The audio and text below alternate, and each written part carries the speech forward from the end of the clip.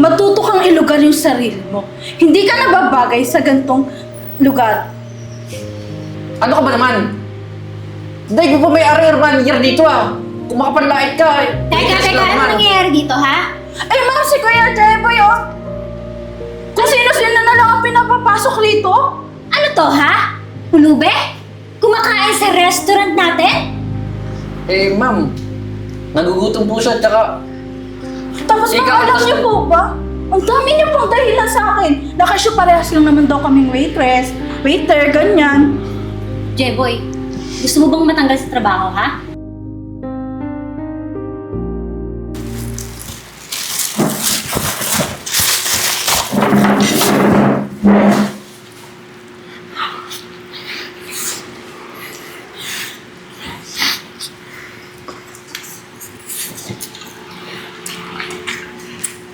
Excuse me, sir. Tira-tira na po yan eh. Kuha na lang po kita ng bago. Okay na po. Nagutom na po kasi sa dalawa ko eh. Huwag na yan. Kasi baka madumi na yan eh. Kukuha na lang kita ng bago. Huwag ka mag-alala kung wala ka pambayad. Sagot ko. At totoo po. Oo. Maraming salamat po. Teka lang ha. Kapalitan ko lang.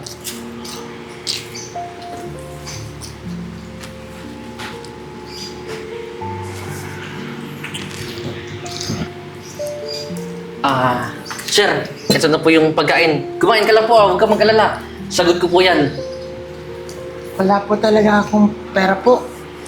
Okay lang, ano ka ba naman? Tsaka, eto, mag-kutsara tsaka tinidor ka na. Kasi, baka mamaya kung ano pa mangyari sa'yo. Nga pala, wait lang ha. Kukuha lang din muna kita ng mainom mo. Maraming salamat po.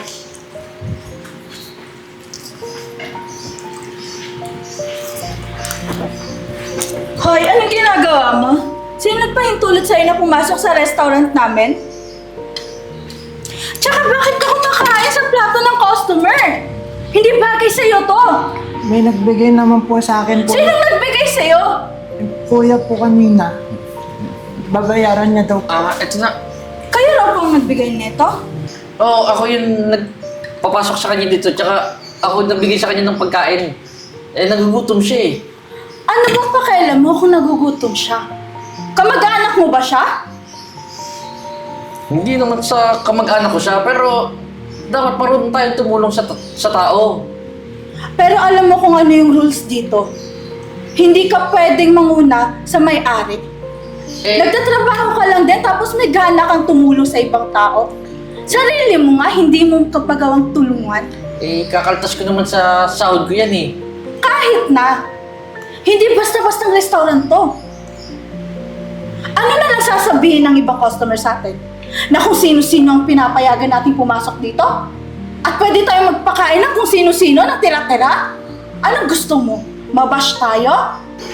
Kuya, pasensya na po. Aalis na lang po ako. Kasalanan ko naman po. Wag. Talaga, dapat natin siyang paalisin. Anong gusto mo? Antayin pa natin yung manager? Bagong kuha ko lang yan dun eh. Pinaluto ko kay chef kasi nga ipapakaltas ko na lang sa Oo, alam ko bagong pagkain kuha to. mo to. Pero yung una kinain na yung tira-tira ng customer. At talagang may gana ka pang magdahilan. Gusto mo ba parehas tayong matanggal sa trabaho?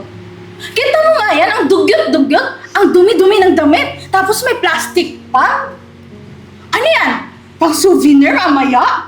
Hindi po nga. Nangangalakal lang naman po kasi ako. Kailangan ko po kasi. Huwag ka na magdahilan. Hindi ka pwede dito. Pasensya na po. Pasensya na po, sir. May magagawa ba yung pasensya mo kapag pati ako nadamay? Matuto kang ilugar yung sarili mo. Hindi ka nababagay sa gantong lugar. Ano ka ba naman? Dahil mo pa may arrear manager dito ah. Kung makapanlait ka Teka, ano nangyayari dito, ha? Eh, ma'am, si Kuya Jeboy, oh. Kung sino-sino na lang ang pinapapasok rito. Ano to, ha? Pulube? Kumakain sa restaurant natin? Ma'am. Nagugutom po siya, tsaka... Tapos Ikaw, alam tapos- niyo po ba? Ang dami niyo pong dahilan sa akin. Nakasyo parehas lang naman daw kaming waitress, waiter, ganyan. Jeboy, gusto mo bang matanggal sa trabaho, ha? Itong pulubi na to, ha? Bakit ka kumakain dito? Anong akala mo sa restaurant namin, ha? Karinderya? Aba, ang kapal naman ng mukha mo. Kumain Wow. Ikaw nag-serve nito? Opo, papakaltas ko na lang po sa sahod Bawa yan, na ma'am. tuloy dito. Anong magagawa ng pagkaltas sa trabaho mo? Kung yung restaurant natin, nabahitan na ng madumi, ng magbaho, at ng nangangamoy na... hindi ko alam kung ano sasabihin ko sa taong niya. Hoy, Cheboy. Kung ayaw mong maalis sa trabaho, ayusin mo yung ginagawa mo, hindi yung kung sino-sino yung pinapakain mo, pati badyaw. Ano ba yan? Nag-iisip ka ba? At ikaw, huwag ka nang babalik dito ha. Itsura mo ha, hindi ka bagay dito. Dapat pagbalik ko dito, wala na yung pulubing yan. Sunod! Sige po, ma'am. Stress mo pa kalit, simple pa. O ano ka ngayon? Tameme kayo! Sabi kasing bawal ka dito eh. Sir, pasensya na po. Di ko po alam na bawal po pala talaga dito ako. Pasensya ka na rin ha. Huwag kang mag-alala. Hintayin mo ako dun sa labas. Dadala na lang kita ng pagkain. Kahit wag na po, baka po mas magalit pa po sa inyo. Hindi. Akong bahala. Bibili na lang ako. Sige po, maraming salamat po. Ingat ka ha.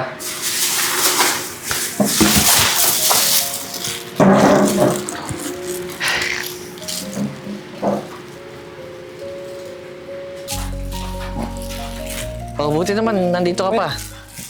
Opo. Pasensya ka na ha. Ito lang kasi yung natira sa baon ko. Pero, Okay di na ba po. at least, makakain ka? Opo. At malaking bagay na po sa akin to. Gutom na po kasi talaga ako eh. At kuya, pasensya na po kanina sa restaurant. Ay, nagkaroon pa po ng gulo. Ano ka ba? Walang problema yon. Ako nga daw at mangingi ng pasensya sa'yo kasi pinaya ka nila eh. Wala po yun. Tanggap ko naman po kasi ganito po yung estado ko po sa buhay. Nga pala, babalik na rin ako kasi hinatid ko lang talaga yan para sa'yo. Opo kuya. At kuya, yung kabaitan nyo po, huwag po kayong mag-alala balang araw po. Gaganti po ako sa inyo. Huwag mo nang isipin yun. Ang mahalaga, natulungan kita. Sige na, una na ako ah. Sige po. Maraming salamat po ulit.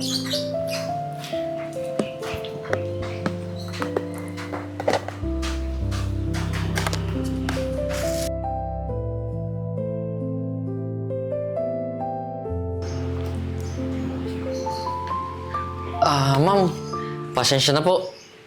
Late po ako eh. Well, okay lang. Kasi may sasabihin din naman ako sa'yo. Alam mo ba that this is your last day here? Ano pong last day, ma'am? Ano pong ibig sabihin nito? Di mo ba ako nagagets? Last mo na to. Kasi tatanggalin ka na namin dito. Teka lang po, ma'am. Bakit naman po? Wala ito. naman po akong nagawang mali ah. Basahin mo to, ha? Kailangan na kasi magbawas ng company, ng mga empleyado. At sa tingin ko naman, ikaw yung pinakamabilis at pinakamadaling patalsikin sa company to. Kaya, maghanda ka na, mamaya, dahil oras na para umalis ka. Alam mo, akala mo siguro hindi nalalaman ng boss natin yung mga pinagagawa mo. Yung kinukuha mo yung mga tira-tirang pagkain para ipakain sa kung sino-sino dyan, ha? Ma'am, wala naman pong masama sa ginagawa ko. Tsaka, papakaltas ko naman po yun sa sahod ko, di ba? Anong wala? Anong walang masama doon? Alam mo na nasa batas at nasa violation natin yon. Hindi ba? Ayan, di ka nagbabasa. Akala ko ba matagal ka na dito? 11 years? Wala ka man lang natutunan? Hindi ka man lang naging magaling? Sa bagay, umuwi ka na lang sa inyo, dun sa probinsya. Kasi ikaw lang naman yung pinakamadaling mawala dito. Like, hindi ka kawalan sa company to. Ma'am, wala na po bang pag-asang hindi ako maalis dito? Kailangan ko po kasi ng trabaho talaga eh. Ano nga ulit yung posisyon mo dito? Head waiter po, ma'am. Wes, may papalit na ako sa posisyon mo. Siya! Dahil mas magaling naman talaga siya sa'yo. At saka mas nakikinig siya. Siya po. Oo. Napakatamad po niyang babaeng yan eh. Hoy, hinuhusguhan mo ba ang desisyon ko? Wala kang karapatang magsalita ng ganyan kasi matatanggal ka na. Tandaan mo, may huling araw ka pa. Ayusin mo yung trabaho mo dito, ah.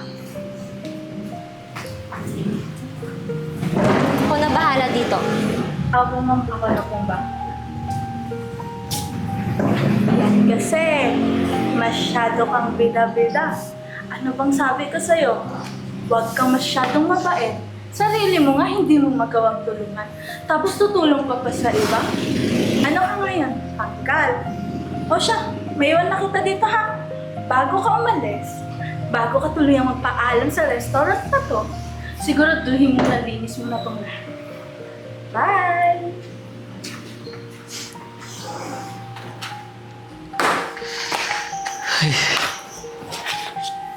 Paano na to?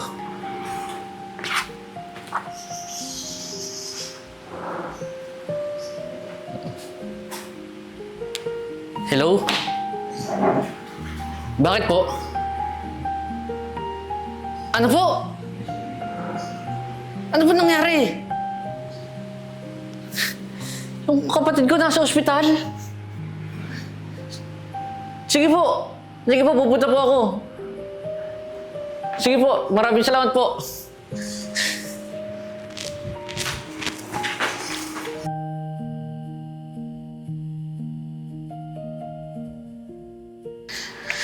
Ay, paano ko kaya babayaran to? Ang laking bill nito. Tapos nawalan pa ako ng trabaho. Ano kaya pwedeng mangutang?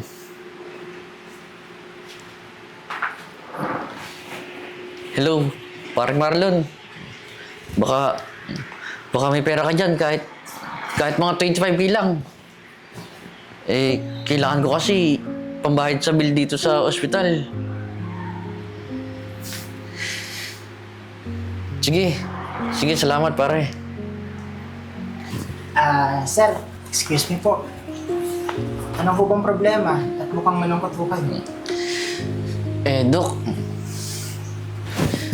Baka pwedeng makahingi ng discount. Wala po kasi akong pambayad dito. Masyadong malaking bill po ito eh. Ganun ba? Magkano po ba yung inabot? Dok, 200k po inabot eh. Ang laking pera po nito, Dok. Di ko po alam talaga kung saan ako kukuha nito eh. Ganun ba? Kayo yung sa Ward 16, di ba? Yes po, Dok. Actually, nakausap ko yung admin, yung billing office, and ito yung bago mong bill.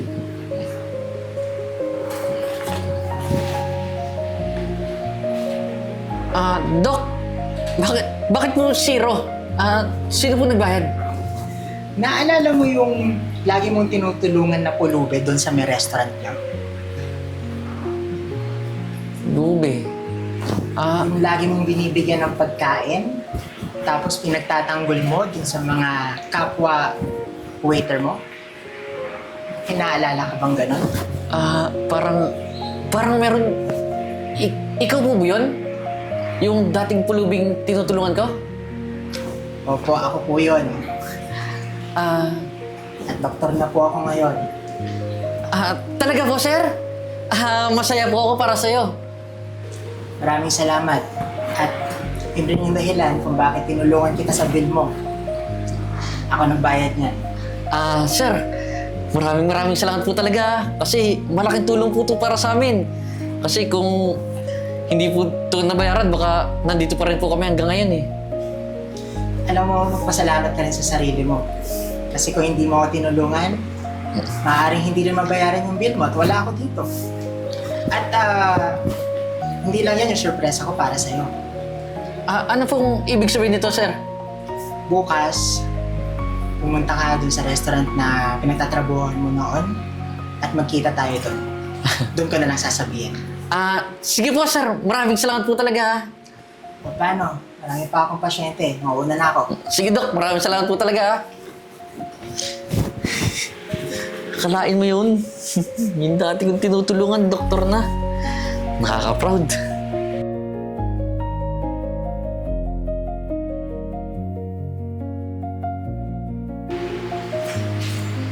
Hoy, Elara! Dapat malinis dito mamaya ha? Kasi darating yung bagong may-ari ng restaurant. Dapat madumi, maayos. Yan, linisin mo yan, ha? Dapat very organized ang lahat. Kita mo yan, ha? Hindi maayos. Ito din. Yes. Okay, ayos ha? Yes, ma'am. Ako na Pagbalik ko. pong bahala. Sige.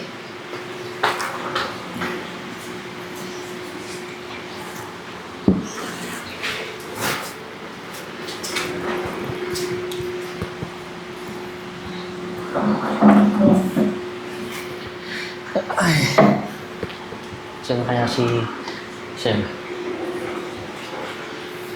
Uy, ba't nandito ka? Di ba tinanggal ka na ni ma'am? Bawal ba ako pumunta dito? Eh, may hinihintay lang naman ako eh. At sino naman ang hinihintay mo? Basta may hinihintay ako. Di mo na dapat malaman. Uy, anong ginagawa mo rito? Bakit? Umaasa ka ba? Na makakabalik ka pa? Huwag ka nang umasa. Dahil wala ka ng puang sa lugar na to. Hindi na rin naman ako babalik dito kahit pabalikin niyo ako eh. Dahil sama naman ang ugali niyo eh. Hi, Elara. Yes, ma'am? Jeboy? Ah, anong ginagawa mo dito, ha? Babalik ka? Naku, wala ka ng pag-asa. Okay na kami dito. Tsaka, balita ko, nahihirapan ka maghanap ng trabaho, no? Galing kang hospital. Kawawa naman, nangungutang lang. Wala ng pera. Ayan kasi, hindi mo ginagalingan sa trabaho mo, kaya natatanggal ka. Okay nang matanggal kesa naman sa sip-sip niyan. At least, anong napala ako? Nandito pa rin ako, di ba? Nakastay. Maganda ang trabaho. At ngayon, mayabang ka na, ha?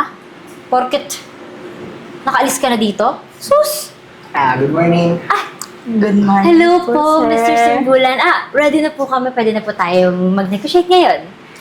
Pasensya na po, may bisita po kasing dumating. Hindi naman talaga dapat yun dito. Paalisan na lang po muna namin. Ay, hindi. Actually, hindi. Hindi nyo siya kailangan paalisin. Pero, Kasi di ba ako yung may-ari na ng restaurant na to? opo.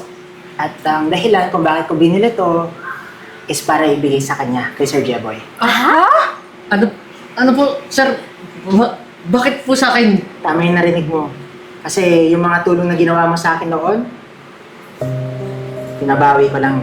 Wait, sir. Pero paano? Bakit sa kanya? Wala na yun dito sa company to. Tsaka, wala naman yung makinabang dito, sir. Walang alam yan. Tsaka baon po yan sa utang, sir. Alam nyo, Miss Pauline and Miss Elara, kung di nyo na itatanong yung sa ospital, bayad na yon. Kaya wala na siyang utang. At saka yung dahilan kung bakit siya yung deserving, simple lang. Kasi meron siyang mabuting puso na hindi ko nakita sa inyo. Hindi nyo ba ako namumukaan? Sino po ba kayo? Ako lang naman yung pulube na pinapaalis niyo dati. At siya lang naman yung tumulong sa akin nung kailangan ko ng pagkain. Sir, kayo po pala yun. Naku, alam niyo po ba, nakakaawa po kayo. Buti na lang tinulungan po kayo ni Kuya Jeboy. Tsaka, inano po din, sinabihan din namin na, Tsaka- bigay naman. Hindi po naman siya sinasadyang tanggalin. Talagang nagbabas lang ng trabahador si ma'am. Short na po kasi. Paano ngayon yan? Total, siya naman na yung may bagong may-ari ng restaurant na to. Hindi kaya matanggal din kayo? Ay, hindi. Hindi. Uy, Jeboy, alam mo namang malaking pakinabang namin dito, di ba? Tsaka malaking Di ba potential matagal namin. na tayong magkaibigan? Oo nga. Pinagsamahan naman tayo. Ano naman kung matagal na kayo nagtatrabaho dito? Total naman, ako na yung bagong may-ari ng restaurant na to.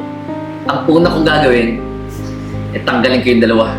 Naku, sir, parang hindi naman po tama yun. Ang dapat lang po ngayon kasi mag-uusap lang tayo, di ba? Bakit tatanggalin na po? Tsaka di ba sir, may say pa rin naman po kayo dito. Alam nyo, ako lang yung bumili. Pero siya yung nagmamayari na. Katulad na sinabi ko, kahit anong sabihin niya sa akin, siya pa rin talaga yung magdedesisyon. Kaya huwag kayo sa akin magmakaawa, kundi kay Sir Jeboy. Sir Jeboy, Jeboy. sorry. Hindi naman namin uulitin yun. Tsaka, Sorry? Tsaka nagbago na po. Bakit? Nung nagmakaawa ba ako sa inyo, binigyan niyo ako ng pagkakataon? Di ba hindi naman? Pues ngayon, tanggal na kayo. At sisiguraduhin kung wala nang papasok kayong forgery. Sorry. Okay. Sige, sige. okay. Maabuti pa ko din yan. Walas mo. Mas mabuti pa. Kunin niyo na lahat ng gamit niyo at umalis na kayo. Pero sir, Tanggal na kayo. Baka pwede pa po kami Alis na!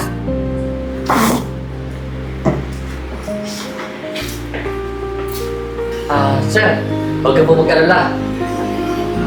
Alagaan ko po mabuti itong restaurant na to. At hindi po kita bibiguin na binigay mo sa akin to. Alam mo, lahat ng mga bagay na meron ka ngayon, I deserve mo yan. Hindi yan dahil sa akin. Kasi yung mga ginawa mo yung sobrang kabutihan, ito yung sukli. Kaya asahan ko, mapalago mo to at mas marami ka pang matulungan.